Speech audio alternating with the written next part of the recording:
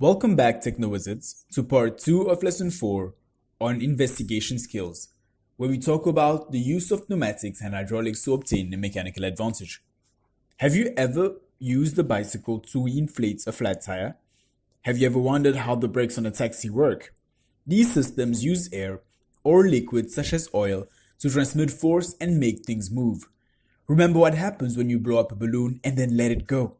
As the air inside the balloon rushes out, the balloon is propelled through the air, and a similar principle is used in pneumatic and hydraulic systems. These systems are used in complex machines to help us perform tasks that we would otherwise not be able to. A pneumatic system uses the power of compressed air to make things move.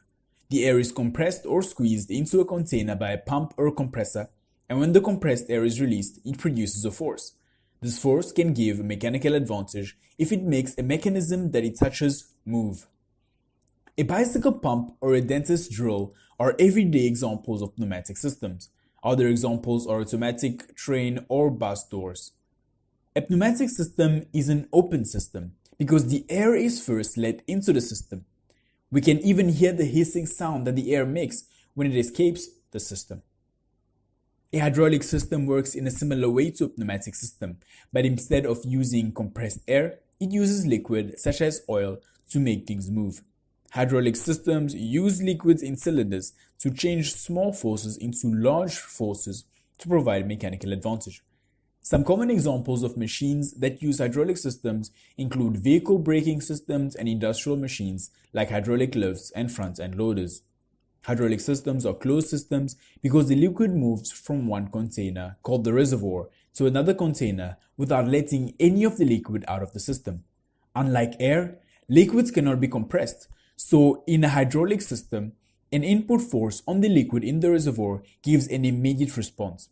Also, very little input force is needed to get a large mechanical advantage, so hydraulic systems are very powerful.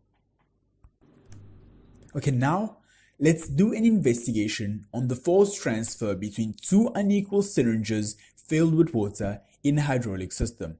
We start by making a hydraulic system. You will need 3 plastic syringes without needles, 2 of equal volume and 1 smaller one, a short length of plastic tubing which fits snugly over the ends of each syringe, a bowl of water, a matchbox filled with stones, a ruler, and a large sheet of paper to make a measuring sheet. Connect the large and small syringes, but fill them with water. Remember to do this underwater so that there are no air bubbles in the system. Make sure that the plunger of the large syringe is completely compressed before you fill the system with water. Investigate. Dry the system off and repeat the steps below of the pneumatic system. Copy the table below and record your results in your workbook. Now, let's move on to analyzing our data and drawing to conclusions. Look at the results you recovered for these tasks. You should have noticed that, number 1, in the systems that used equal sized syringes, when the system was filled with liquid,